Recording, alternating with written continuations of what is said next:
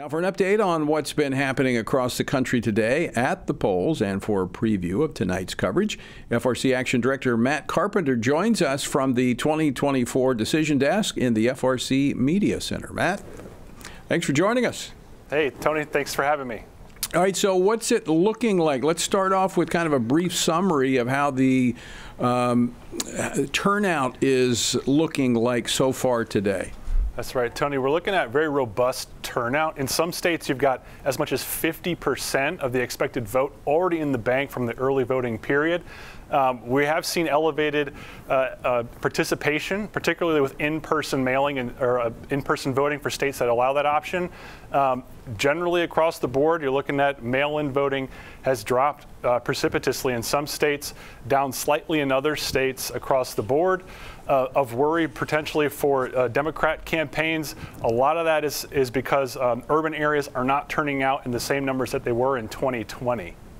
That's very interesting. When you look at the uptick in early voting has been in the rural areas, and it's been a decrease in the urban areas. And the urban areas are not generally known to vote on election day. This could spell trouble for Democrats. It could, Tony, and we're looking at some of the early election day results coming in from Maricopa County in Arizona specifically. You know, this is a state that features prominently not just at the presidential level, but at the congressional level as well. You've got a key Senate race there. You've got multiple toss-up and competitive House races there as well. You've also got a pro-abortion ballot measure up there for Arizona voters to decide on. In Maricopa County, the largest county in Arizona, where 60% of the vote from the entire election is anticipated to come from, Democrats are turning out below independents and Republicans right now. So Democrat campaigns have some work to do. That has to be very discouraging for them, given the fact that, again, they rely very heavily upon, historically, that is, rely upon early voting. So give us a little summary of how the election results are going to come in tonight as we track them on Pre-Vote Stand Election 2024. Yeah, I would be happy to. Tony, I've got here with me a map of all the times in which the polls will close. In just a few minutes at 6 o'clock, Indiana and Kentucky will close, and then you've got this additional tranche of states that end at 7 o'clock. On the East Coast, we're going to look at results coming in. I'm going to be paying attention to Florida, quite frankly. There's a lot of microcosms within the state of Florida that can tell you a lot about how the larger electorate is going to be performing later on tonight. But obviously, you've got important states like Georgia, which are going to come in at 7 p.m., and Virginia as well. You've got a Senate race in Virginia that's going to be close. You've got several congressional races in Virginia as well that are close. Of note, in Georgia, I'll say specifically, Tony, they changed their election law. In 2020, you remember it dragged out the results for days on end. They changed those laws, so now they'll be reporting election or early day voting much sooner in the night. I anticipate we'll know what the results were in Georgia, you know, by 10 o'clock, let's say, maybe even sooner. So a large chunk of the vote we're going to know pretty early on election night. It won't be like 2020. All right, so we know that the presidential race is going to be competitive, or at least we think so, based upon the polling that we've seen and heard. What other races are going to be competitive that are significant across the country? Yeah, so there are several Senate races that are going to decide, you know, who controls that upper chamber. You've got a race in Virginia that's worth paying attention to. Also Pennsylvania, Ohio. A lot is going to ride on Ohio. That's seen as probably the most likely to flip into the Republicans' column. This is a state that's trended to the right since 2020, and Democrat incumbent Sherrod Brown has been lagging in the polls there. So we're going to be paying close attention to Ohio when polls close there at 7:30 p.m. But you've also got key Senate races in places like Michigan, where Debbie Stabenow, the Democrat incumbent, has stepped down. So now you've got an open seat there. Both Democrats and Republicans hope to pick up that one. Wisconsin, Democrat incumbent Senator Tammy Baldwin is in a very close race against Republican Eric Hovde. Each one of those states I mentioned also has key, close, toss-up, lean, however you want to, you know, count it, races for the House as well. So, you know, the path to the presidency, it looks a lot like the path to the congressional majorities as well. And folks, I just want to remind you, as Matt just went through the map, there's still time to go and vote in most places across the country. The polls have not yet closed. Maybe you're on your way home from work and you've not voted. I would strongly encourage you to vote.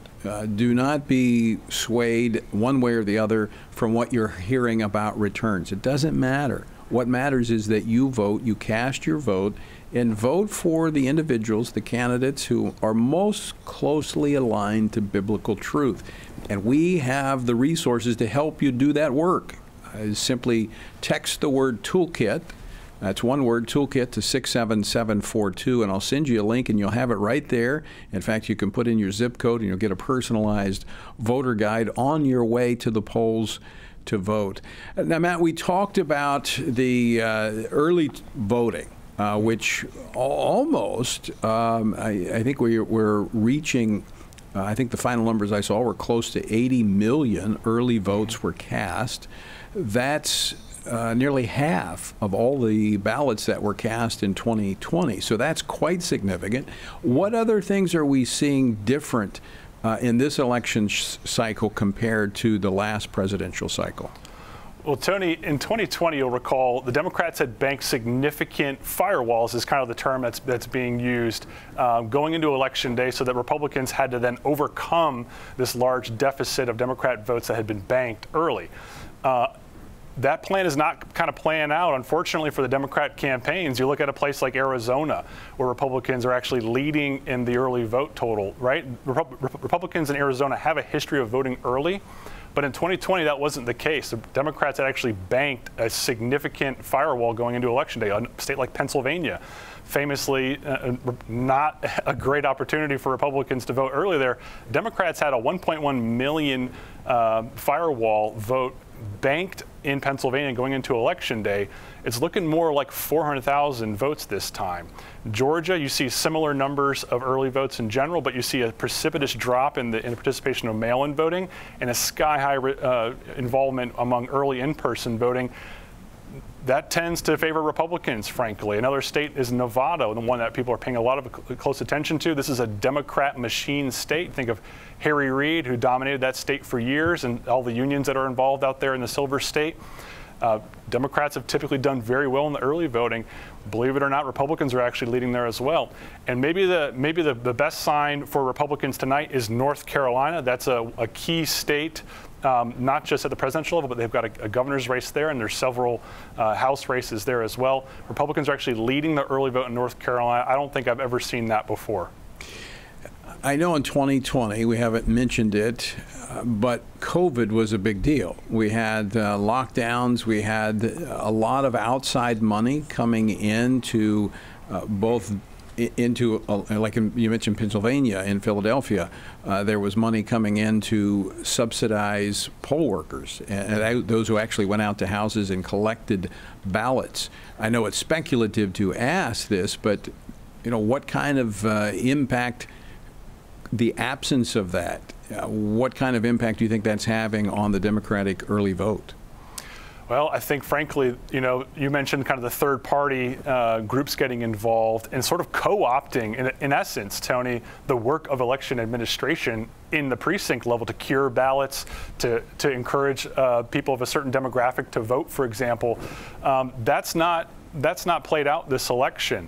Many states took the opportunity after the 2020 election to actually prohibit that activity this election. So we're not likely to see that shenanigans at least happen officially. I don't know if it's happening, unofficially, but that's not really been the story of this election, at least not in early voting so far. Yeah, it looks like Republicans who were reluctant to do so, of course, we encouraged them to vote early. I voted early. We encouraged people to vote early. It looks like Republicans took that advice and did vote early. So now, even though we prefer to have election on Election Day, right, that was the laws that many states adopted. Now I think maybe the left will want to change it and go back to Election Day since it didn't work for them, but we'll see. All right, Matt Carpenter, stand by, because we'll be back at 8:30 for election 2024. Thanks for joining us. Thanks, Tony.